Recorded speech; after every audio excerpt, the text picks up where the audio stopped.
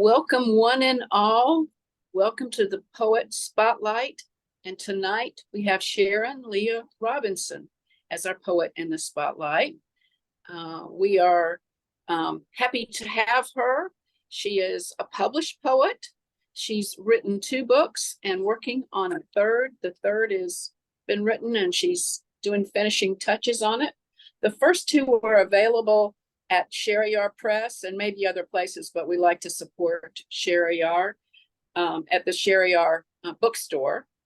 Wayward Star Devotional Poems is the first one of the books, and The Children's Home is also one that she's going to be reading from.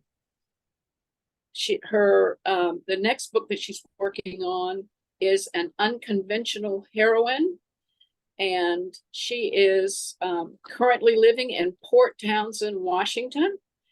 If you want to know more information about her, you can find her website at www.sharonrobinson.com. .org. .org. I didn't write, I wondered. Okay, thank you for the correct information. Well, I've been looking forward to this, and many of the people here are looking forward to it as well. Fortunately, since it's recorded, people with competing priorities who aren't able to be here tonight will be able to access it on Baba Zoom. So I'm going to turn it over to Sharon, and so glad for that you accepted the invitation, and look forward to what you're bringing us tonight. Thank you, Gayle, and everyone that's here. I want to thank Gayle and Baba Zoom for this opportunity. So this is going to start with a poem for Mayor Baba, and I'm dedicating this reading to Baba and Baba lovers. Can you hear me okay, all? Yes. See, you are all of me, for Mayor Baba. I am a rock emerging from the sea. My skin bleeds, weaves a tide of welcome. I am a stone, heavy and slimy, covered with moss and algae. I am a rock emerging from the sea. My skin breathes a new language. Remembering your love in silence, see, you are all of me.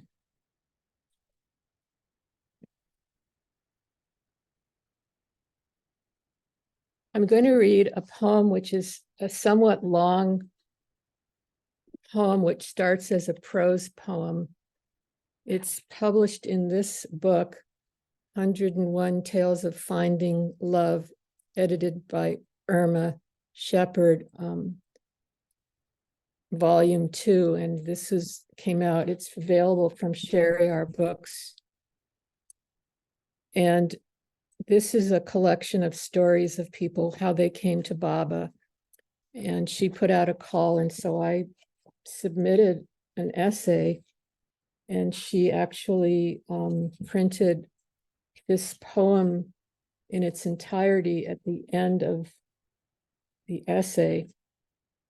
This poem will tell a little bit about my life, and it's called Finding God Everywhere as Mayor Baba.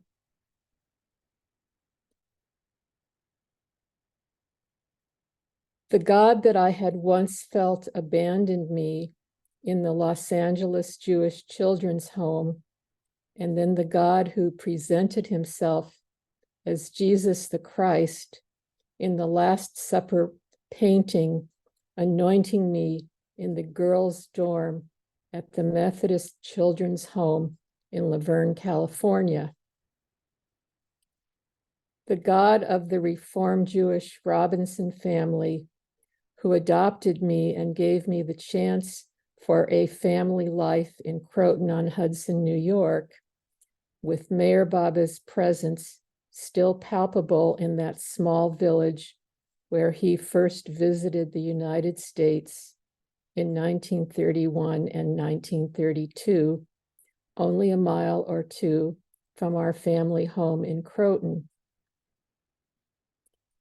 the God who accepts and forgives all, whatever they have done,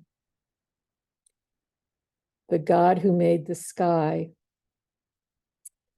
the God of the one love Rastafarian, the magical blue Krishna, and the silent poems of Buddha and his devotees, the nature Wiccans and mystical William Blake, free spirits and bohemians and music lovers of my wandering and exploring, the Wiccan tarot card reader, Z Budapest in Venice, California, the Haitian priest and my priestly English translations of his voodoo ceremonies,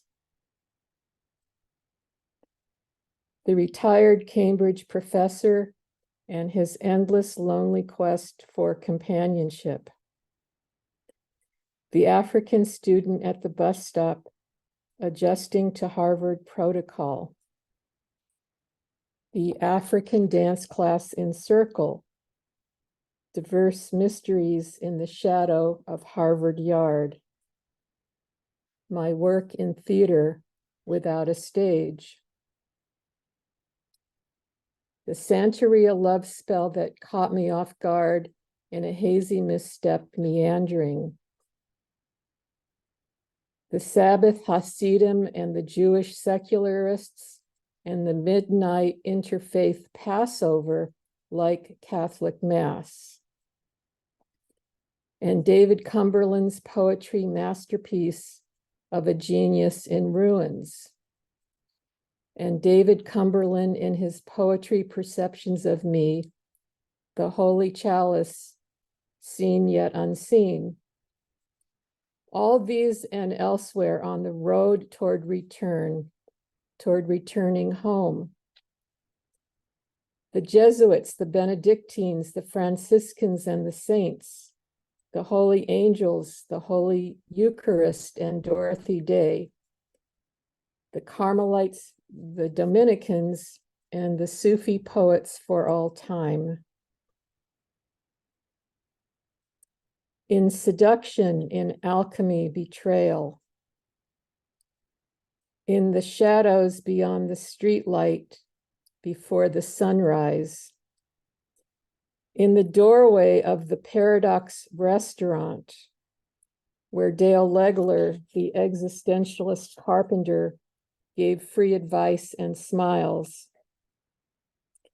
In the Jungian therapy dream space, the Fat Woman's problem-solving group. At the beachfront, on the sidewalk at the pier, when our eyes met for the first time and last time and forevermore. Till death do us part and beyond the beyond, the subtle, the superficial, the industrial, the suppressed, the surreal. Within the anarchist argument, the feminist treatise for equality, the backstabber, the thief of hearts, the gardener of all landscape, the dreamscape. On a fantasy visit to the local mosque with Rashan, Roland Kirk, Ahmad Jamal, and Abby Lincoln. Basmala, in the name of God. In a room once with a stranger asking, "Do you believe in God?" and me not knowing what to say. Yet the next day before Christmas, I showed him your photograph, Baba, and he liked the white sadra, like Mohammed, he said. All are there on this swim team, swimming to you, the source, even when they don't know how much it will cost them to gather enough evidence to prove you're for real. So why not just believe? If and when you get lucky enough to once again believe, in spite of the neighbor who fails to respond, the stranger who refused to knock, the gospel is the song he lives at this new dawn. In the black conga drummers on Venice Beach at sunset, in the fat Jewish poet nearby at the pavilion reading her Mother's Day poetry, in the trans activist with blue eyeshadow, their hair still in curlers, and her sister, Hail Mary, full of grace. At the Chinese restaurant in Boston, where I am anonymous at Christmas. At the place to have faith inside me when there is no place to live, or so it seems. The one and only faith, the jitterbug, the Charleston, Tai Chi, rainbow musings. Philosophy, Simone de Beauvoir and Jean-Paul Sartre. Pierre Teilhard de Chardin, I cannot understand, to the priest's disappointment. And you there all along, silent beside the still waters, the deep sea secrecy of acceptance. Invitation, trial, delight in Paul Éluard, vodka runes abandonment. A broken window the landlord won't fix. Winter passion. In the all-night MIT lounge, where the art model breaks bread, sips her coffee, and reads the latest news, the latest want ads. The drummers for Black History Month at the Boston Children's Museum, and the place where I didn't have a clue, a visitor, yet I dance because of you. Yet I felt so out of place and alone. No reception, no place to go for coffee, even when I could. I always saw my life as being on the outside, like now, a chorus of sound, a violin, a harp, a xylophone, of jazz, of silence. On the corner alone or at the art museum with you, in the gift shop receiving your free gifts of art and spirit, your blessings, your peace pipe, your smile, swaying to the nuance, still to the shout in eternal peace, as you say will happen one day, as you say we will have this one day, pray.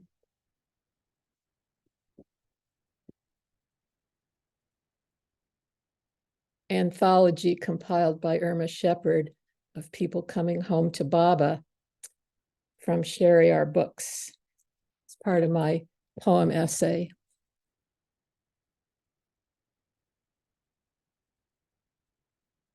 I guess I could answer questions or I could continue reading.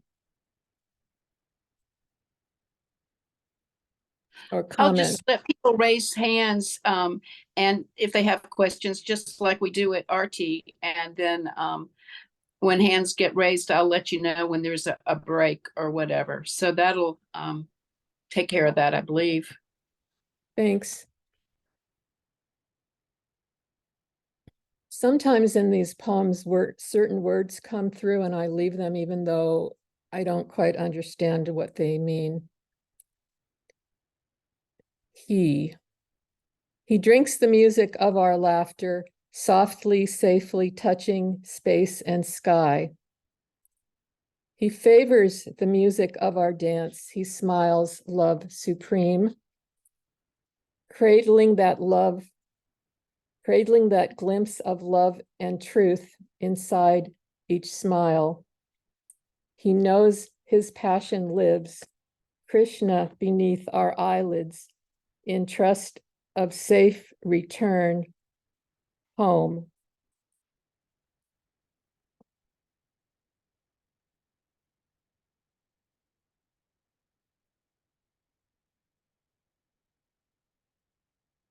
This is a poem that I wrote way back in 1981 when I was living in Somerville, Massachusetts, searching secrets. The wild child trusts into the dancing of her dreams. The wild child answers in a way not what she seems. The wild child chases the hidden and the lost. The wild child traces lost yearnings at great cost to follow searching secrets into the wilderness. This poem was published in a small magazine called The Higher Source, which was on Bainbridge Island. And this is for Mayor Baba. This poem was written for Mayor Baba. It's in 2001, this pamphlet came out. She published this every month for several years. This is the editor, Suzanne Cheryl Gardner's art on the cover. It's a magazine that was devoted to healing, holistic healing. Dancing into Light for Mayor Baba. Dancing in the darkness before dawn breaks, my own breath slowly renewing itself above whispers, invisible mountains. Dancing in the light of your intimate love, your grace gives me courage. I know the strength of things unseen. I know the path where none have tread. As I walk this invisible mountain, step by step, my feet move beyond invisible boundaries, always dancing in the light of your intimate love.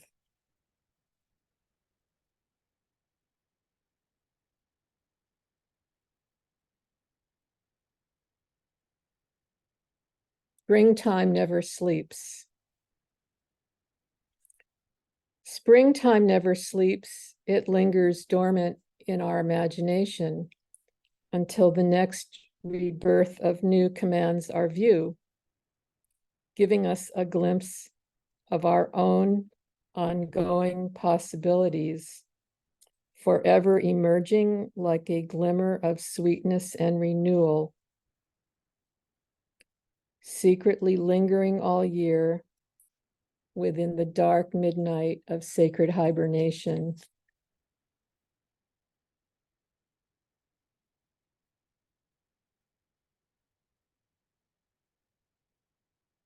I want to dedicate some of these poems to nature and the trees. This happened here in Port Townsend. It's called Oh, This Tree. There was no ritual when you were cut down.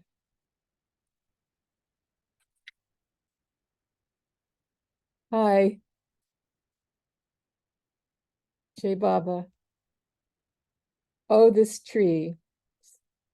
There was no ritual when you were cut down to bless that sacred ground where you, by chance, they say, were once planted and peacefully laid to rest to make way for progress. Now the new saplings grow, and you, old Christmas tree magnifique, are on your way to a new identity. Your next incarnation, a new and unique blessed entity, a being new and holy, perhaps a winged creature, with a new form of breathing, with a new and novel lightness in your being. And I am myself a singing poet who, by chance and unlikely circumstance, happened to wander into your yard to bless your sacred emergence, to honor your soul endurance, dear tree.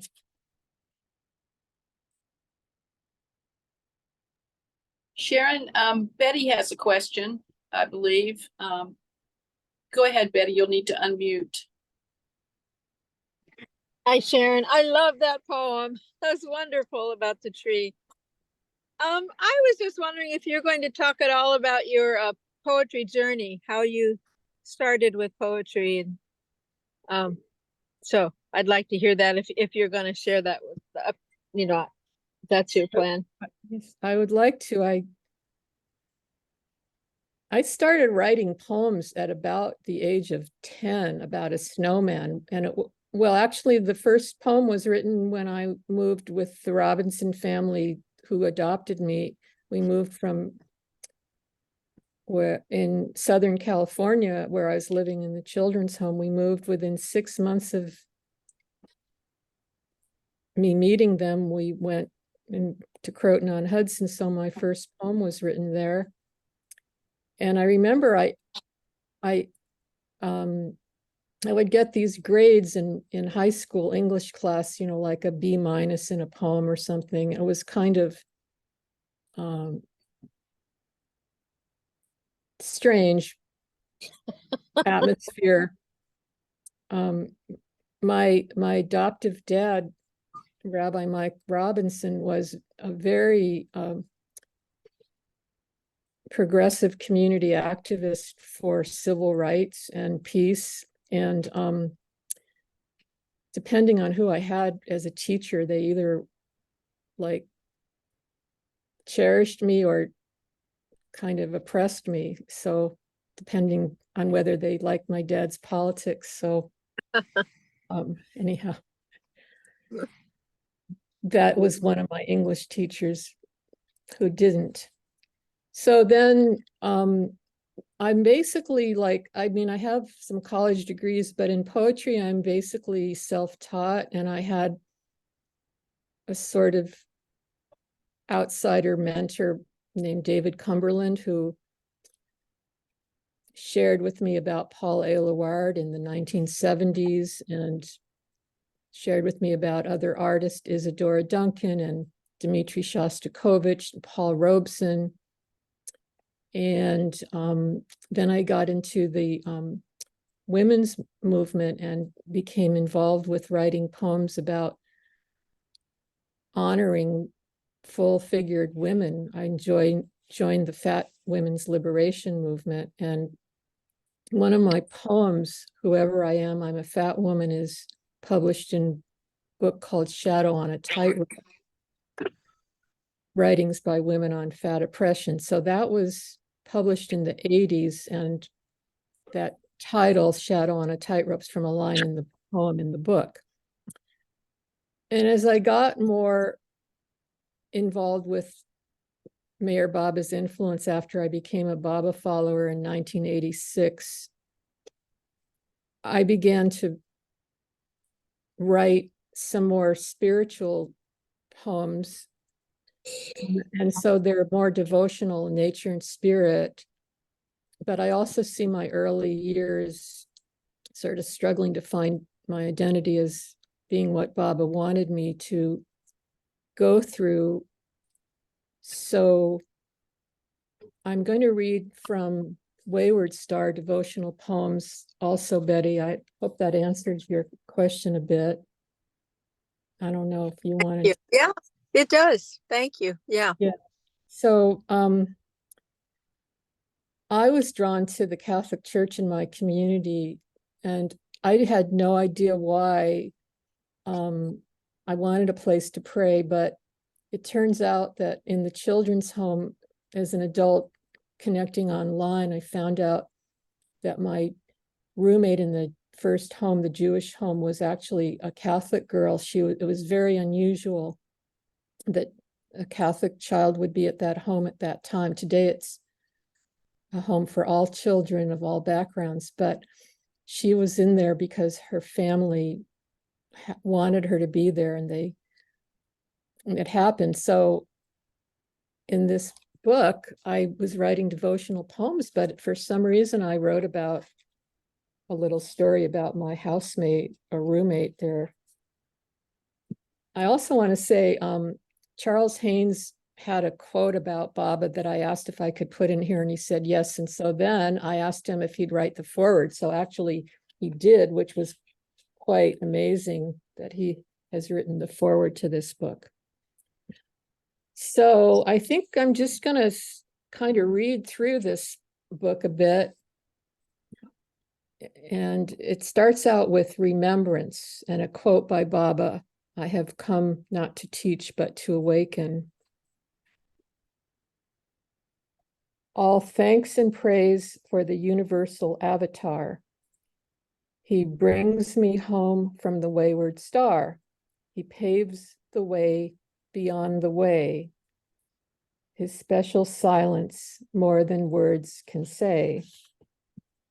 He gives the gifts his light to see, home of the heart, cosmic eternity free."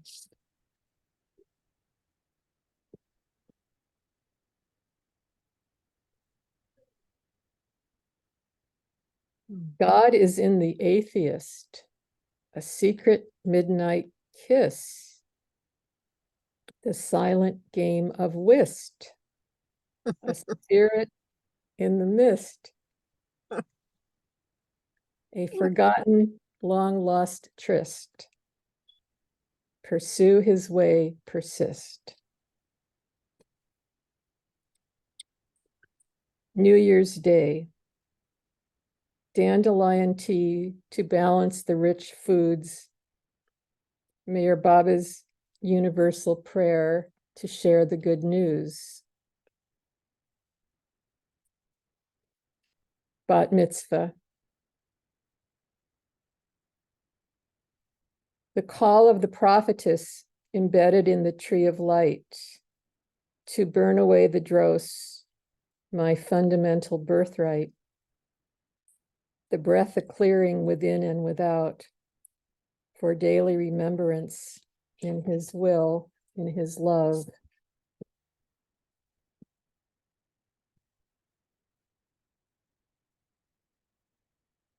Even though.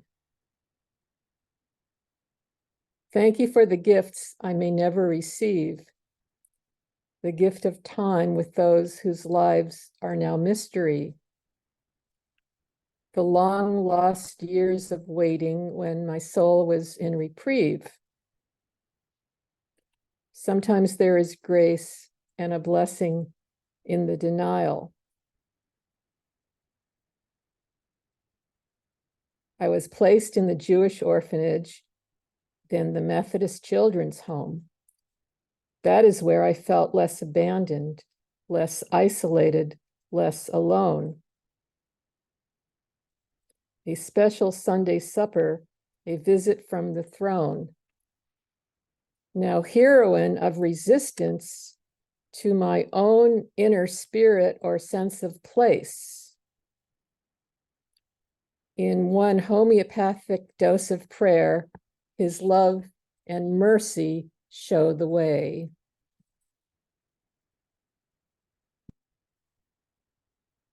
Interfaith angel. An interfaith angel gives their nod to God. They sometimes walk where others have not. They are not being heretical, they are simply true to self, ecumenical. My interfaith muse shares the good news. Let the sun shine on all points of view. In all religions, dreams come true. One in the one, all forgiven, all as one. I bask in the sun until the day is done, a walk in the wind with him, the chosen one. The internal Pharaoh is like one's cross to bear, crossing the waters to find new life within, resurrection with him.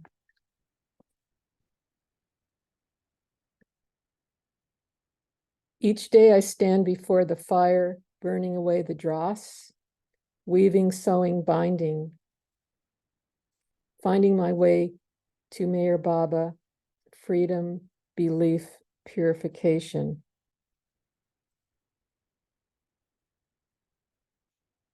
The interfaith birthday girl sees her life in an upscale world. What are the sacred plans that he will unfurl? Thank you for the path through the wilderness. Now, this is a little prose poem called A Chant for Mrs. T. Mrs. T was the administrator in charge of the supplies at Vista Del Mar Jewish Children's Home. And I sometimes had the chore to walk to her office with our house mother's written requests for supplies. But Mrs. T was also a storyteller. Thank you, Mrs. T in the Jewish orphanage, for telling your stories, while we, the kids from Cottage 11, all sat on the rug in your office of candy. You entered a trance to share with us. We in our silence. Thank you, Mrs. T. Blessed be. In our partial darkness, you shared stories of wise men helping strangers cross to the other side of the mountain. Sometimes in darkness, in a cloud, they sometimes float. Then you chant, extinguish the candlelight. At the very end, we each get 2 homemade peanut butter cookies and a glass of milk or juice. Thank you, Mrs. T. Blessed be. Then we say goodnight to you and walk back to Cottage 11 in the wind of an evening with our flashlights. Thank you, Mrs. T. Blessed be. Yes, sometimes we got lucky. Thank you, Mrs. T. Blessed be. Our stars, shimmering colors of an autumn night.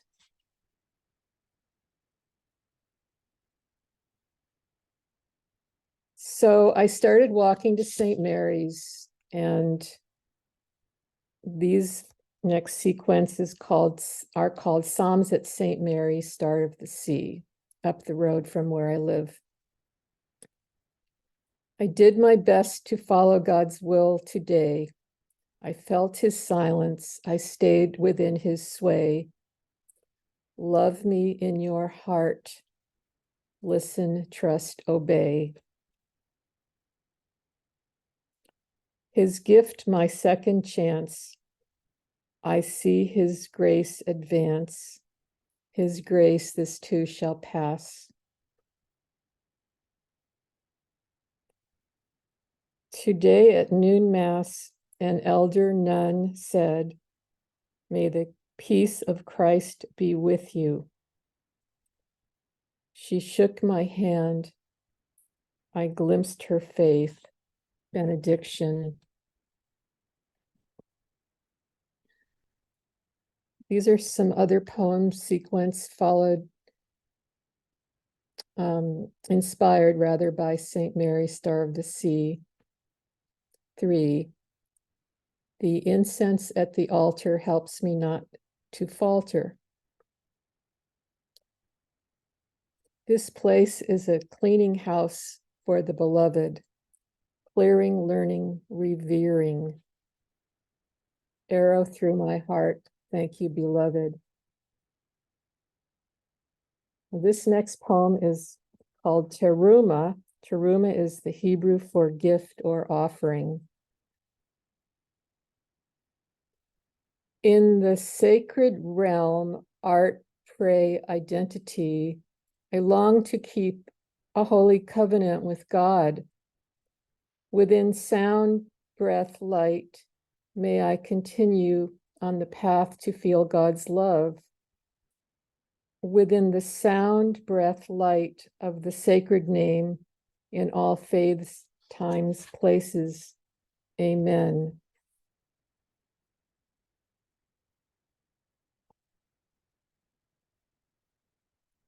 This next poem is called The Presence of Grace.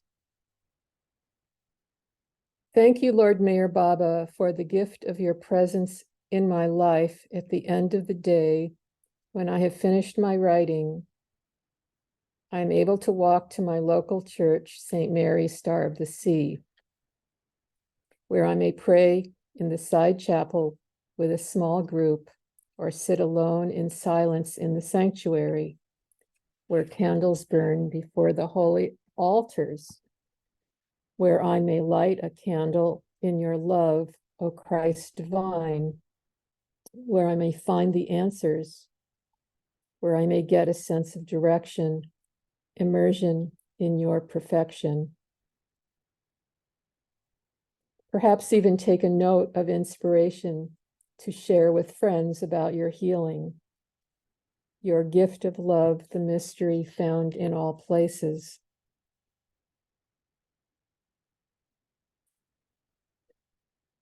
This next poem is called The Nightlight. Healing is an ongoing process, like a new branch that may appear unexpectedly on a new plant, needing water and nurturing every day with every breath. Like an unexpected knock at the door with no regrets, with no explanation except that today is the day for our work. Every day in the resurrection, healing is our sunrise. The inner chapel of his love lives everywhere.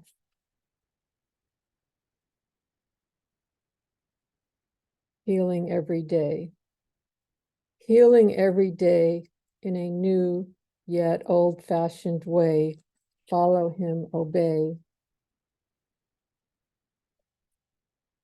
Well, in the Catholic faith, they have adoration, which is usually a silent time of prayer and meditation with an opening and closing benediction. So some of these poems were written during the adoration, sitting in the chapel.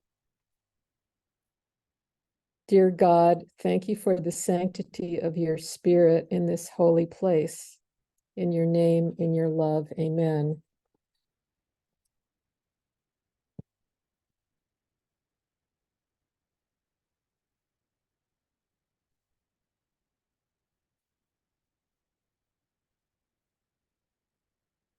Now, this story came to me in this book before I found out that my childhood roommate at the children's home was Catholic.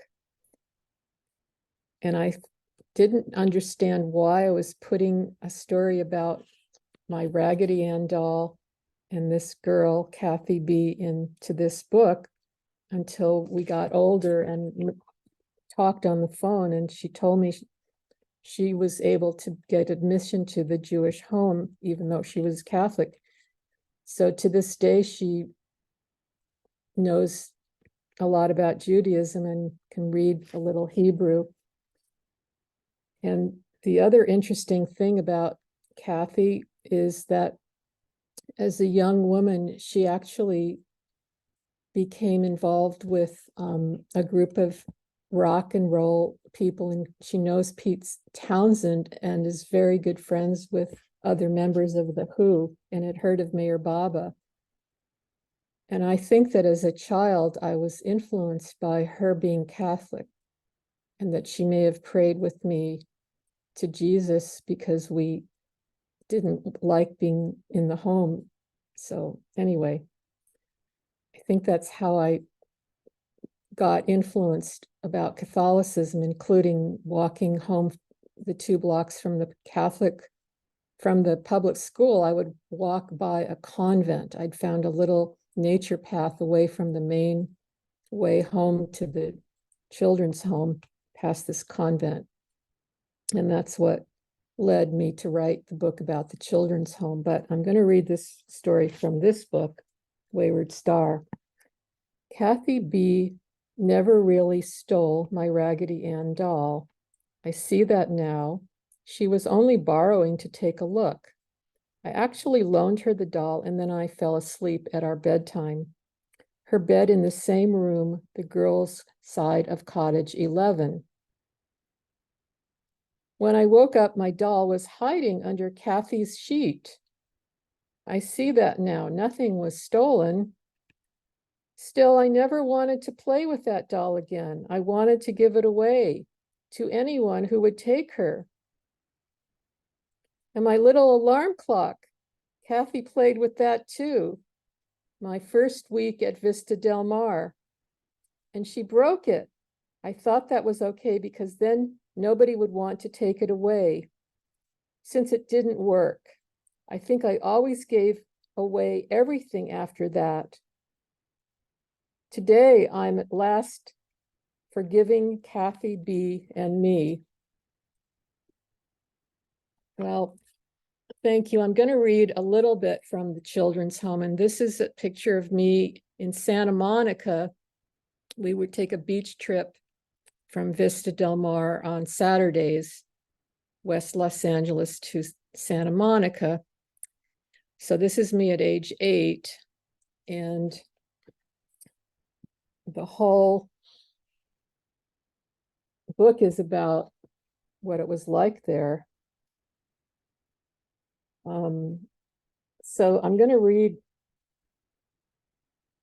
this little story called An Orphan and Her Cat. Since we're all, I think most of us, cat lovers.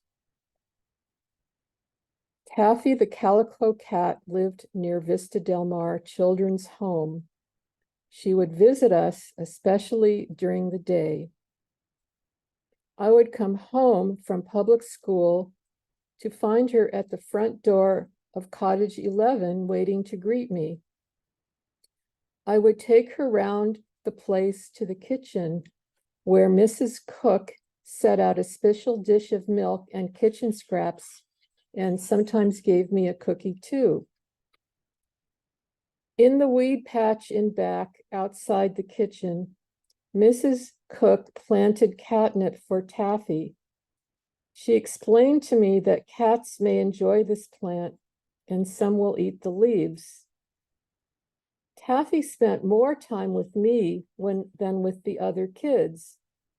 Perhaps she sensed I didn't have visits from my parents on weekends like the other children.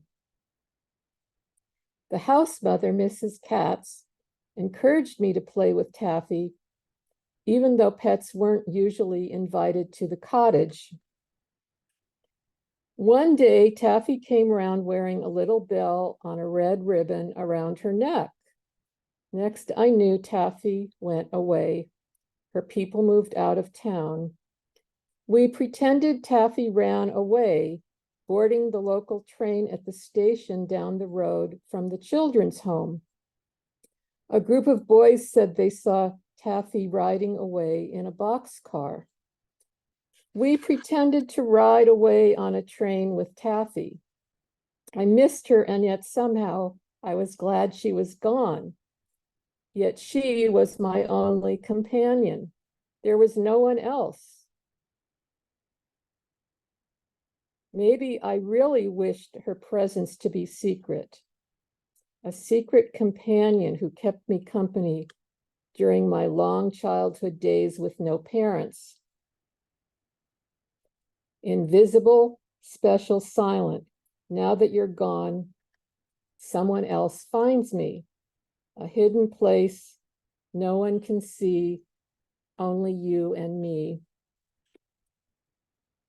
So I really feel that as a young child, I found Jesus at the Jewish Children's Home through walking home from the public school, past the hidden convent, and also with my dormitory girl next to me in Cottage 11, Kathy B., being Catholic. And so those were, I feel that I found a faith there that sustained me. And that's when I started to pray to God. We had Jewish services there, but they weren't something we could really connect with. They weren't really from the heart at that particular time. Today, the home seems like a really good place. And for some of the children, as we got online in this private Facebook page for alumni, some of the kids really loved it and some had really bad experiences. And my experience is kind of a mix. But this book really helped me. Hi, Tina. This book really helped me to reconcile suffering with Baba, and that my prayers to leave the home, they worked in an unexpected way. I didn't go back to my birth parents. I went to a Methodist home and had a picture of Jesus above my bed in the second home, and then met a Jewish family who adopted me, and we moved to Croton-on-Hudson, where Baba had his first ashram years earlier. So that's my faith journey, and I'm grateful that I could share some of this with you all today. Yeah. Sharon, can I ask you a question? Yes. I came in late, so I don't know how you ended up in the home and what happened to your parents. Well, my birth parents were divorced, and something bad happened in the family, and they were backbiting each other and telling untruths to me, and it was upsetting me, and I was therefore taken to Vista Del Mar Jewish Children's Home by the Department of Social Services. I didn't really talk about that today, but what was the second part of? What happened to your parents and how did you end up in the home? Right. So during my time there, my birth father wanted me to leave because he knew I was being neglected there. I wasn't permitted to see my birth parents like most of the other children because it was determined that it was upsetting to me, and they would backbite and say evil things to me about each parent. So I wasn't able to see them. My father petitioned for me to leave, and I was sent to a Methodist Children's Home where each child went to the religion of their faith on Sundays, and I went to the Jewish religious school at the local temple and met Rabbi Michael and Ruth Robinson. Now, within 6 months of being at the children's home, he got a job in Croton-on-Hudson, New York, as their rabbi. He had been in Pomona, California, near the children's home, Methodist one.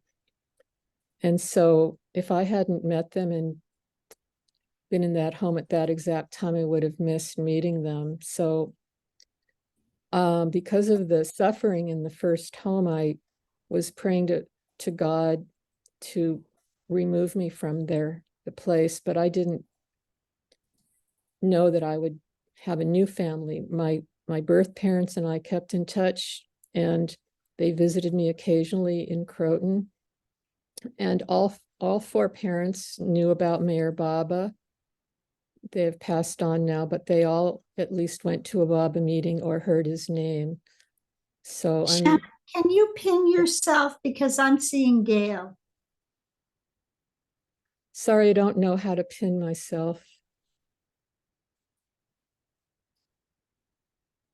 You were, hold on, let me. I'm having the speaker view. Yeah, okay. Is that better? Yeah. Did you have any siblings? In my adopted family of 2 siblings, but not in birth family. No. That's a sad story. Well, in the children's home is really where I found faith. I think I didn't really know that until I felt prompted. But it's so obvious to me Baba's hand is in it that we went right to Croton on Hudson, which is where Baba had his first ashram in the Right. States. And we lived only about 2 miles as the crow flies from where that house is where Baba stayed. Although I didn't know that at the time, but found out later when I became a Baba follower. So yeah, it's taken a lot of inner work and healing to embrace my life and who I am and all. I'm grateful to share it. Well, I enjoyed your program. How did you hear about Baba? Sharon, I want to thank you for sharing so deeply from your heart today with all of us through your poems and through your speech. It's a real gift. So thank you. Thank you, Baba. I'm sorry I need to go, but I'll be in touch. J. Mayor Baba. Thank you, Judy. You're So- most welcome.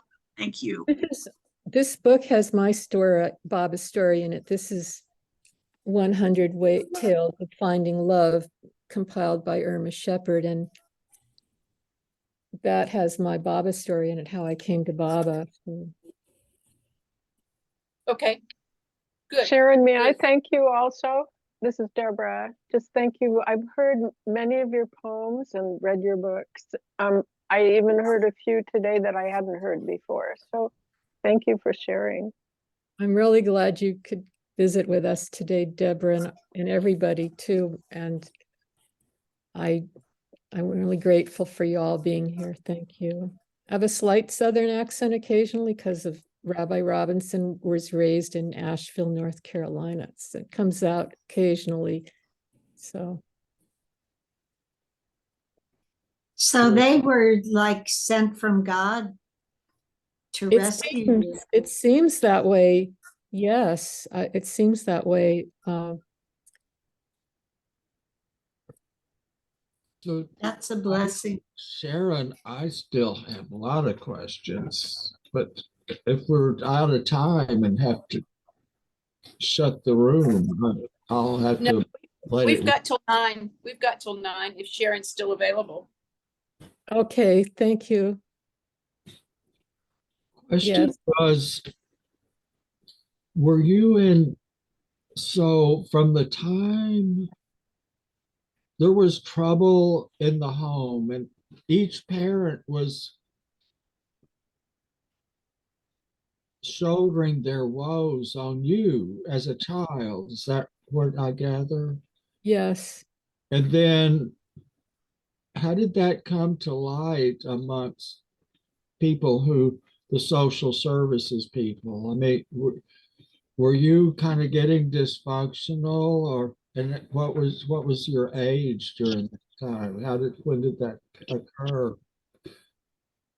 Well, I was about 6 or 7, and some really bad stuff happened, and accusations were made to sort of make one person look really bad and versus Make the you other. look bad. Oh, I see.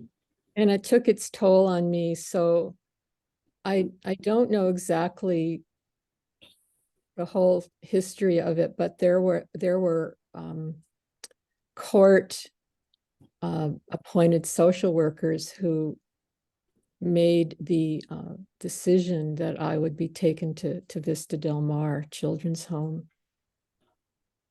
But that was not was that the Methodist home? Well, the first home was the Jewish Children's Home, Oh.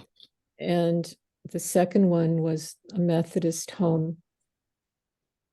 And where did you meet the family who adopted you? And they were Jewish, right? Yes, on Sundays at the second home, each child went to the Christian denomination of their faith. I was the only Jewish child there ever. And so you were born into Jewish I family, was, yes. but it was not a happy situation, not a good marriage, not a happy marriage. Turbulent Yes, marriage. yeah. I think there is a lot of intergenerational trauma within my birth family, and that a lot of that was what happened with that family and the disputes within that family. You were the only child of that family? Yes, and I feel that my parents were just pretty much, when I met them during my adult years, they were pretty much just regular working people that I visited with. So it's really hard to say, why. They remained married after you? No, they were divorced, and that's Oh. why there was a lot of animosity and sort of hatred between the two families. Two families. Yeah, The family of the wife and the family of the I husband. think so. Yeah. I see. They didn't get along.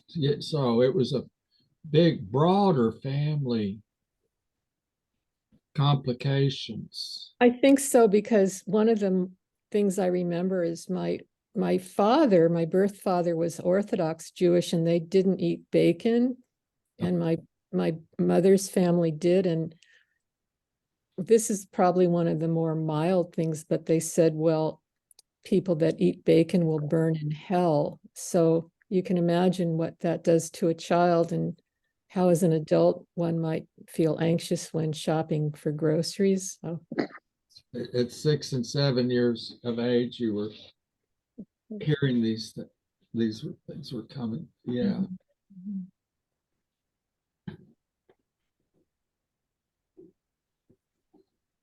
Then the Robinsons, he was the rabbi, is that right? at the Sunday school, yes, where I went. Sunday school, yeah.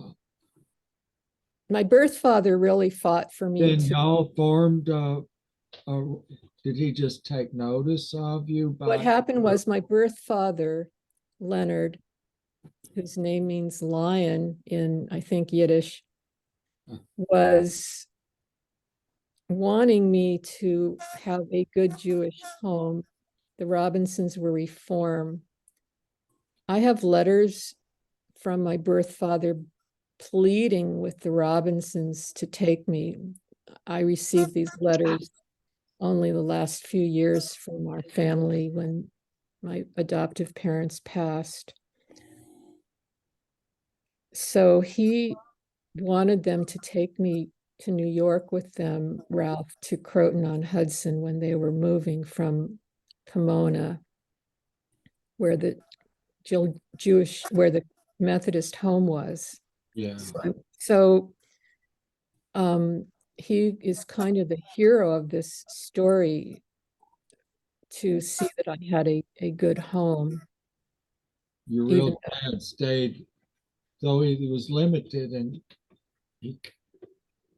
I got it, sure. I don't have to say that too. He still loved you. Well, they did, but he knew that it wasn't much of a future for me to have to be in that institution till the age of 18. And Right.